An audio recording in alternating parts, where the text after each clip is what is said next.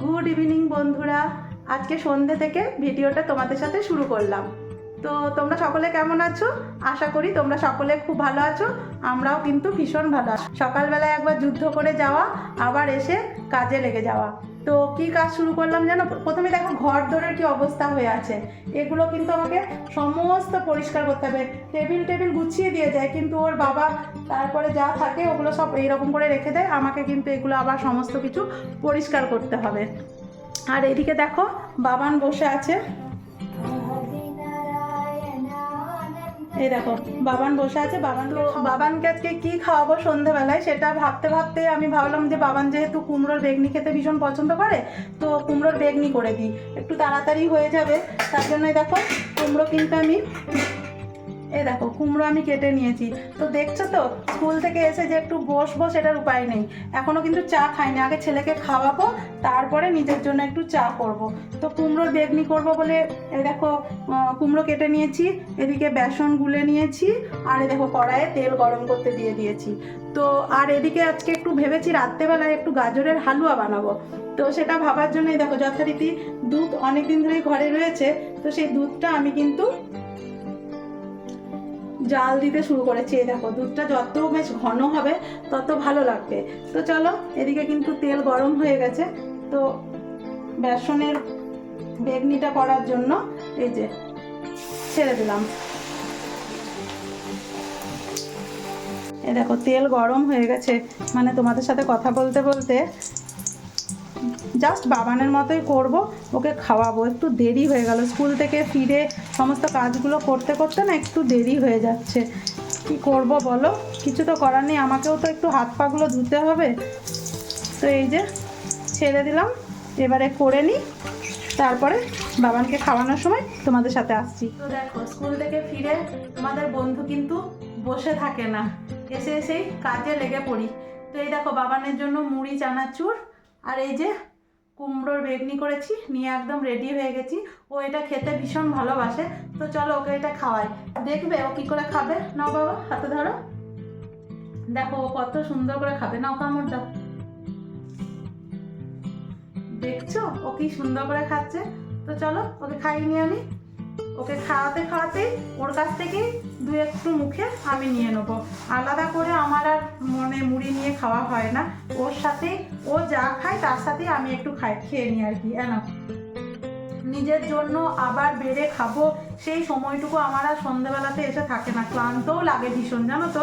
তো কি করি বলো তো, একসাথে দুজনের খাবারটা নিয়ে নিই, ওকে একটু খাওয়াই আমি একটু খেয়ে নিই, তারপরে একটু চা করব।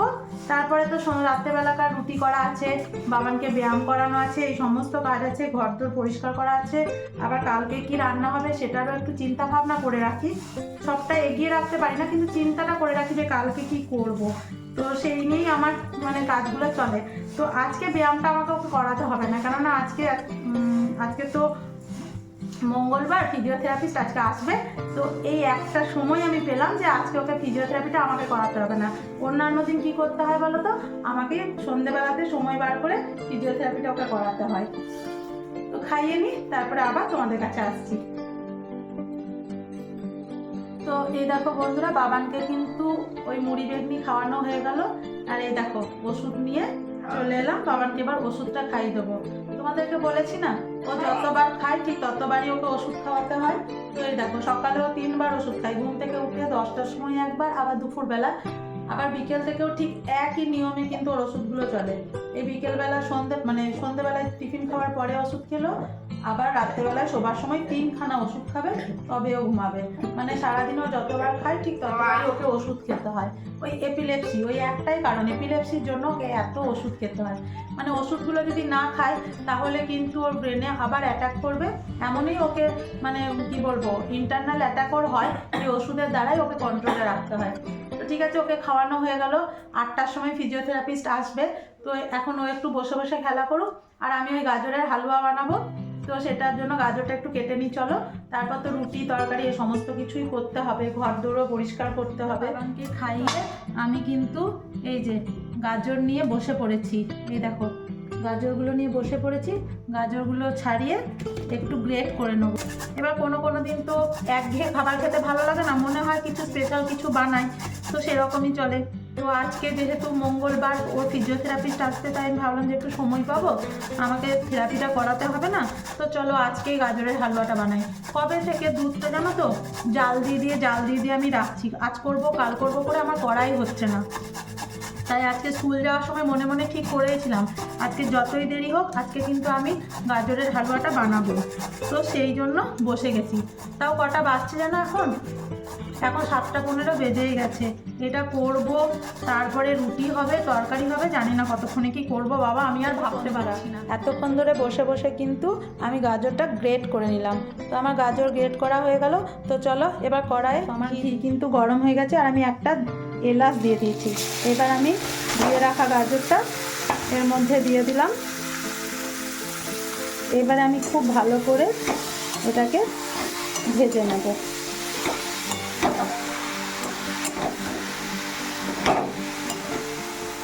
শীতকালে কিন্তু এই গাজরের হালুয়াটা হচ্ছে একটা স্পেশাল মেনু। প্রত্যেকের বাড়িতেই কিন্তু শীতকালে গাজরের হালুয়া কম বেশি হবেই। আর গাজরের হালুয়াটা খেতে সত্যি ভীষণ ভীষণ রকম ভালো লাগে, তাই না বলো? তোমরা আশা করি নিশ্চয়ই সবার গাজরের হালুয়া খাওয়া হয়ে গেছে। আমার কিন্তু এই সময়ের অভাবের জন্য করা হয়নি, তাই আজকে আমি করতে শুরু করলাম। তো চলো এটা ভালো করে ভেজে নিই। বন্ধুরা, যতক্ষণে গাজরটা ভাজা হবে ততক্ষণে আমার কতগুলো কাজ আছে, আমি সেই কাজগুলো সেরে নিই। যেমন এই টেবিলটা পরিষ্কার করতে হবে, আর বাসনগুলো সমস্ত ধোয়া আছে, সেই বাসনগুলো সমস্ত ক্যাবিনেটে ভরতে হবে, আর বিছানাটা একটু পরিষ্কার করে দিতে হবে, কেননা ওকে এখনই ফিজিওথেরাপি করাতে আসবে।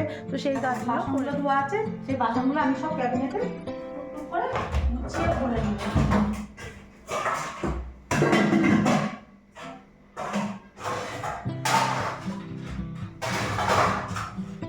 দেখবে ঘরটা যদি গোছানো থাকে না, তো মনটাও কিন্তু ভীষণ ভালো থাকে। আর ঘর যদি গোছানো না থাকে তাহলে মনও কিন্তু ভালো লাগে না। তাই আমি চেষ্টা করি সময়ের অভাব হলেও ঠিক টাইমে কাজগুলো করে নিই। ঘরটা অন্তত যেন পরিষ্কার থাকে। ঘর পরিষ্কার থাকলে আমার মন খুব ভালো থাকে, আর ঘর খিচিবিচি থাকলে আমার মাথাটা গরম। দুপুরে ওর বাবা আর সবুজ শুয়েছিল, ব্ল্যাঙ্কেটটা যেমনকার তেমন পড়ে আছে। তো চলো বিছানাটাও এবার গুছাই। আর এদিকে দেখো জামা কাপড় সব ঢিস হয়ে আছে। এদিকে দেখো চেয়ারে শুদ্ধ ওর বাবা ছাদে থেকে যে সমস্ত জামাগুলো রোদে শুকাতে দেওয়া ছিল এগুলো সব পড়ে আছে। এগুলো আমাকে আবার যথারীতি সব জায়গায় ঠিক জায়গায় ভরে দিতে হবে।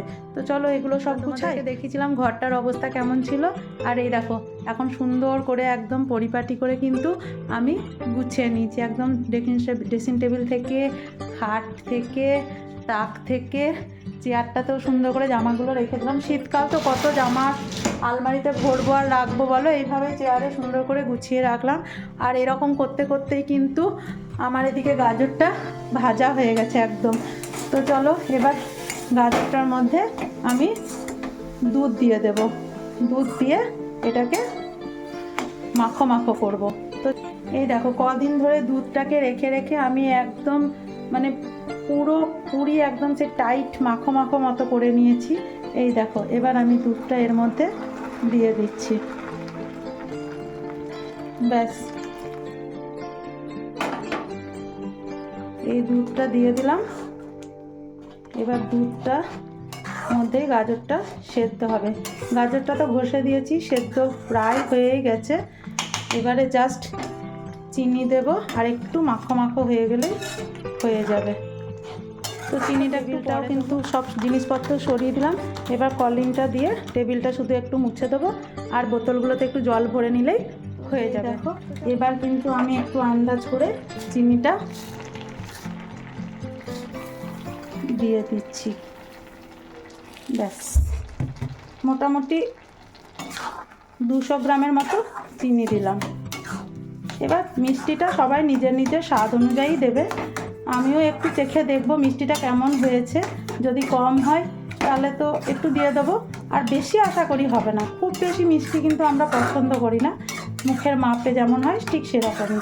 তো চলো এবার কাজুগুলো ভেঙে দিয়ে দিই, আর এটা ততক্ষণে কিন্তু আর একটু আঠা আঠা হয়ে যাবে। আবারও কিন্তু আমি বটির সামনে চলে এলাম কুমড়ো কাটতে।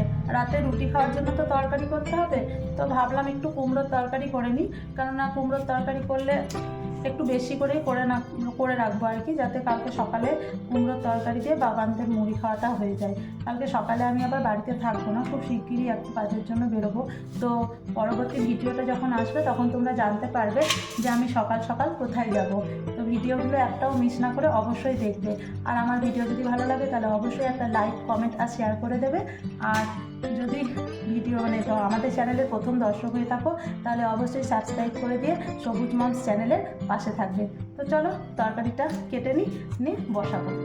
তো এই দেখো, বাবানকে কিন্তু ফিজিওথেরাপি করাতে দাদা চলে এসেছেন। তোমাদের বলছিলাম আজকে মঙ্গলবার, সবুজকে ফিজিওথেরাপি করাতে আসবে। তো দাদা কিন্তু এসে যথারীতি সবুজকে ফিজিওথেরাপি করাতে শুরু করে দিয়েছে। দেখছো সবুজ কত সুন্দর দাদার কাছে ফিজিওথেরাপিগুলো করে নিচ্ছে।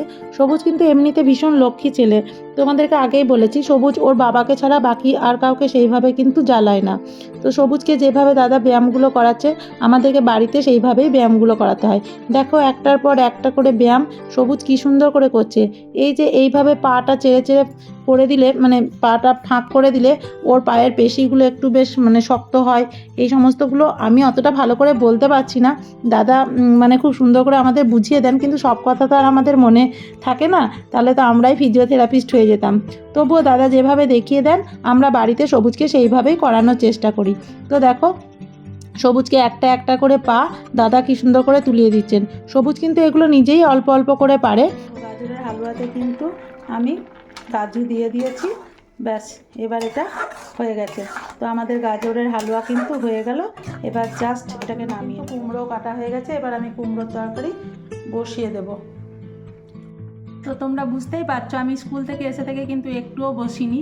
এবারে তরকারি বসাবো, তার আগে দাদার জন্য একটু চা বানাবো আর নিজেও একটু চা খাবো।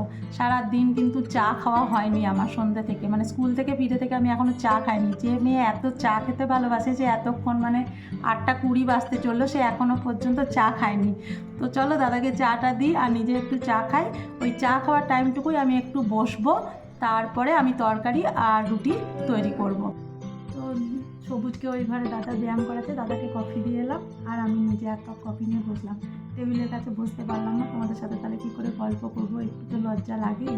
তো তার জন্য আমি এই ঘরে কফিটা নিয়ে এসে বসলাম। তরকারিটা শুধু করবো আর আটাটা মাখবো, আর গাজরের হালুয়াটা হয়েই গেল। তাহলে দেখছো স্কুল থেকে এসে কত। বাবানের ফিজিওথেরাপি হয়ে গেল। বাবান কিন্তু এবার বসে বসে একটু টিভিতে খেলা দেখছে। তোমরা সকলেই জানো যে ও খেলা দেখতে পছন্দ করে। এদিকে কিন্তু আমি সেই ফাঁকে কুমড়োর তরকারি তোমাদেরকে দেখালাম, কেটে নিয়েছি। আর আমার কুমড়োর তরকারিও কিন্তু একদম হয়ে গেছে। আমি সব কাজ গুছিয়ে নিয়েছি, জাস্ট এবার রুটিটা করে নেবো, তারপরে আমি বাবানকে খাইয়ে নেবো। সমস্ত কাজ কিন্তু করে নিয়েছি। দেখো গ্যাসও মোটামুটি পরিষ্কার হয়েই আছে, জাস্ট রুটিটা করবো, তারপর মুছে নেবো। আর এই যে গাজরের হালুয়াটা হয়ে গেছে, একদম ঠান্ডা করতে দিয়ে দিয়েছি। আর এদিকে দেখো টেবিল পরিষ্কার করে নিয়েছি, জলের বোতল করে নিয়েছি, ঘরদোর একদম টিপটপ করে গুছিয়ে নিয়েছি। এবারে খাওয়া দাওয়া করে শুয়ে। তো এই দেখো সমস্ত কাজ করতে করতে কিন্তু আটা মেখে নিয়েছি। এবার রুটিটা করে নেবো। আর কিন্তু আমার শরীর চলছে না, কিন্তু এখনও রুটিটা করতে হবে, বাবানকে খাওয়া। আটা মেখে বেলে রুটি করা কিন্তু আমি শুরু করে দিয়েছি। আমার রুটিও কিন্তু প্রায় এবার হয়ে গেল। এবার দুধটা গরম করে বাবানকে খেতে দিয়ে দেবো। এই দেখো বন্ধুরা, বাবানের খাবার কিন্তু একদম রেডি করে নিয়েছি। একটা রুটি, কুমড়োর তরকারি, গাজরের হালুয়া আর দুধ, এটাই হচ্ছে বাবানের আজকে রাতের। বাবানকে খাইয়ে নিই, বাবানকে খাইয়ে নিয়ে তারপরে আমরা খেতে বসবো। তো আমাদের ভিডিও যদি ভালো লাগে তাহলে অবশ্যই একটা লাইক, কমেন্ট আর শেয়ার করে দিও। আর চ্যানেলের প্রথম দর্শক হলে অবশ্যই চ্যানেলটাকে সাবস্ক্রাইব করে দিয়ে আমাদের পরিবারের পাশে দাঁড়াও। তোমরা যদি চ্যানেলটাকে সাবস্ক্রাইব না করো, আমাদের ভিডিও না দেখো, তাহলে আমরা কিভাবে এগিয়ে যাব বলো বন্ধু? তোমাদের পাশে থাকাটা আমাদের জন্য খুবই দরকার। তো অবশ্যই তোমরা কিন্তু গোটা ভিডিওগুলো দেখতে থাকবে। তো আজকের ভিডিওটা এটুকুই। এরপরেও কিন্তু আমার কয়েকটা কাজ আছে, সেই কাজগুলো করে নিয়ে আজকে রাতের মতো আমার কাজ শেষ হবে। তো টাটা, গুড নাইট।